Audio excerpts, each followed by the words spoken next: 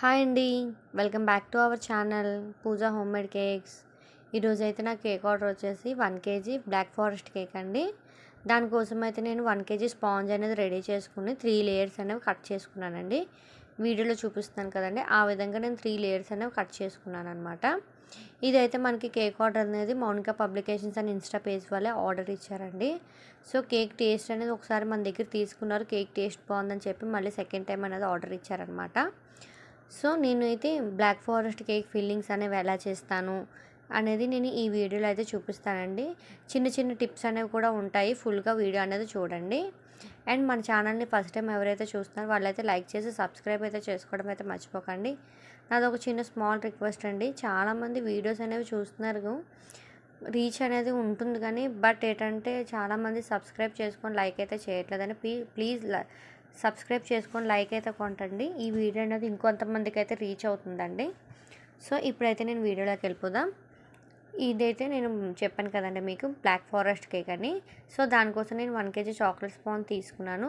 So నేను బేస్కి ఎప్పుడైనా కూడా నేను కేక్ బేస్ అనేది అటు ఇటు జరగకుండా ఉండాలి అంటే మనం ఎప్పుడైనా బేస్కి మనం క్రీమ్ అనేది పెట్టుకోవాలండి.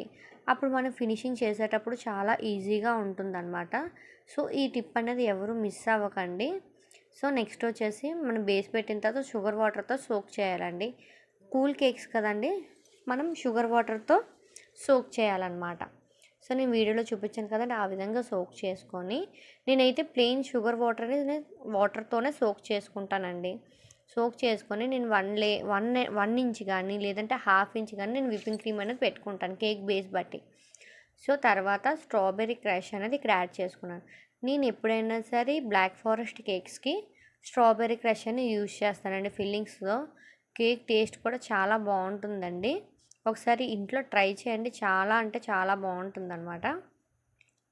నేను పెట్టే వీడియోస్ అనేవి కూడా మీరు ఇంట్లో ట్రై చేయండి, చాలా బాగుంటాయి. ఇంకా కేక్స్ గురించి ఏమైనా డౌట్స్ ఉన్నా కూడా నాకు కామెంట్ సెక్షన్లో అడగడం అయితే మర్చిపోకండి. సో స్ట్రాబెర్రీ క్రష్ అనేది వేసాను కదండి. తర్వాత నా దగ్గర చాకో చిప్స్ అనేవి అవైలబుల్గా లేకపోతే నేను డార్క్ కాంపౌండ్ ఉంటుంది కదండి, సో డార్క్ కాంపౌండ్ని తురుముకొని వేసుకున్నాను అనమాట. సో చాకో చిప్స్ ప్లేస్లో ఆ డార్క్ కాంపౌండ్ అనేది వేసుకొని సెకండ్ లేయర్ అనేది కూడా పెట్టుకొని షుగర్ వాటర్తో సోక్ చేసుకొని ఫస్ట్ లేయర్ ఎలా అయితే ఫిల్లింగ్ అనేది చేసుకున్నామో సెకండ్ లేయర్ కూడా మనం అలానే ఫిల్ చేసుకోవాలండి. నేనైతే ఇక్కడ ఒక చిన్న టిప్ చెప్తానండి, చూడండి. నేను చూసారా పైన క్రీమ్ వేసుకొని సైడ్స్ అనేవి ఫస్ట్ అప్లై చేస్తున్నాను అనమాట. సో పైన అయితే నేను అప్లై చేయలేదు. ఎందుకు అంటే మనం సైడ్స్ అనేవి ఎప్పుడైనా సరే మనం సెకండ్ లేయర్లో పెట్టేది డౌన్ షేప్లో బేక్ అవుతుంది కదండి. ఆ కేక్ మనం సెకండ్ లేయర్లో పెట్టుకుంటాం. సో మధ్యలో అనేది స్పేస్ అనేది లైట్గా వస్తుంది అనమాట. మీరు ఎప్పుడైనా అబ్జర్వ్ చేయండి మీరు కేక్స్ చేసేటప్పుడు. సో ఏంటంటే అప్పుడు మన ఆ సైడ్స్ అనేవి క్రీమ్ అప్లై చేసుకుని పెట్టాము అనుకోండి, పై లేయర్కి క్రీమ్ అనేది అప్లై చేసామనుకోండి, అప్పుడు ఏంటంటే మనకి కేక్ అనేది అటు ఇటు జరగకుండా మనకి కరెక్ట్గా నీట్ ఫినిషింగ్లో వస్తుందన్నమాట. సో ఆ టిప్ అయితే ఫాలో అవ్వండి, చాలా బాగుంటుంది. ఎవరి వీలుని బట్టి వాళ్ళు ఫాలో అవుతారనమాట. సో నేనైతే ఇలానే చేసుకుంటాను. సో అందుకే నేనైతే మీకు చెప్తున్నాను అనమాట. సో సెకండ్ లేయర్లో కూడా స్ట్రాబెర్రీ క్రష్ వేసి చాక్లెట్ని నేను వేసుకున్నాను అనమాట. సో ఫైనల్ లేయర్ అని పెట్టుకున్నాను, చూసారా అని పెట్టిన తర్వాత నేను అటు ఇటు చూస్తాను అనమాట, కేక్ అనేది సరిగ్గా అడ్జస్ట్ అయిందా లేదా అనేది. ఓకే, సో మనం ఎప్పుడైనా అది చెక్ చేసుకోవాలండి. లేదు అంటే ఒకవైపు ఎత్తుగా ఒకవైపు డౌన్గా అలా వస్తుందన్నమాట. సో మీరు అదైతే ఒకసారి చెక్ చేసుకోండి, ప్రతి లేయర్ పెట్టేటప్పుడు మీరు చెక్ చేసుకోండి. ఇప్పుడు నేను క్రమ్ కోట్ చేశాను కదండి, చూసారా ఫైనల్ లేయర్ పెట్టి విప్పింగ్ క్రీమ్ అనేది పెట్టుకొని నేను క్రమ్ కోట్ చేశాను. క్రమ్ కోట్ చేసిన తర్వాత నేను ట్రాన్స్పరెంట్ స్క్రాపర్ ఉంది కదని చూసారు కదా, ట్రాన్స్పరెంట్ స్క్రాపర్తో స్క్రాప్ చేసి స్మూత్ ఫినిషింగ్ అనేది చేసుకున్నాను అనమాట. చేసిన తర్వాత నేను ఫ్రిడ్జ్లో ఖచ్చితంగా నేను పెడతానండి. ఎందుకంటే ఫైనల్ ఫినిషింగ్ అనేది చేసేటప్పుడు చాలా నీట్గా షార్ప్గా వస్తుంది అనమాట. సో ఫినిషింగ్ అనేది కూడా డిస్టర్బ్ అవ్వదు అనమాట మనం క్రమ్ కోట్ చేసిన తర్వాత ఫ్రిడ్జ్లో పెట్టడం వల్ల. సో నేను 15 to 20 మినిట్స్ అయితే నేను సైడ్ పెట్టేస్తానండి. సో మీరు కూడా ఒకసారి అలా చేసి చూడండి. ఒక 10 మినిట్స్ పెట్టి చూడండి, ఒక 15 మినిట్స్, హాఫ్ అన్ అవర్ పెట్టి చూడండి. మీ కేక్ ఆర్డర్ టైమింగ్ బట్టి మీరు పెట్టుకొని చూడండి.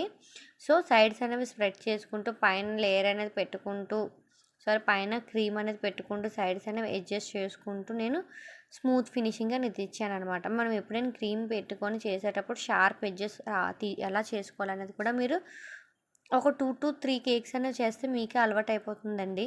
సో, నేనైతే ట్రాన్స్పరెంట్ స్క్రాపర్‌తో స్మూత్ ఫినిషింగ్ అనేది ఇస్తాననమాట. నేను వీడియోలో చూపిస్తున్నాను కదండీ! ఆ విధంగా స్మూత్ ఫినిషింగ్ ఇచ్చిన తర్వాత బోర్డ్ అనేది కూడా నేను స్మూత్ ఫినిషింగ్ ఇచ్చిన తర్వాత ఎప్పుడు క్లీన్ చేసి ఫ్రిడ్జ్‌లో పెడతానండి. నేను క్రమ్ కోట్ చేసిన తర్వాత కూడా బోర్డ్ అనేది క్లీన్ చేసుకోమంట. ఎందుకంటే కిందన మనకి కేక్ పెట్టిన తర్వాత క్రీమ్ అనేది సెట్ అయిపోతుంది. రిమూవ్ చేయడానికని కొంచెం కష్టంగా ఉంటుందనమాట. అప్పుడు కేక్ లుక్ కూడా సరిగ్గా బాగోదు. సో, బోర్డ్ అనేది క్లీన్ చేసుకున్నారనుకోండి చాలా బావుంటుందనమాట. నేను ఇది హాఫే పెట్టానండి. ఎవరికైనా మిగతా ఫినిషింగ్ వీడియో కావాలంటే నా షార్ట్స్‌లో అప్లోడ్ చేశానండి. ఎవరికైనా కావాలంటే మన షార్ట్స్ వీడియోస్‌లో చూడండి. ఇదండి ఇవాల్టి వీడియో. మళ్ళీ నెక్స్ట్ వీడియోలో కలుద్దాం.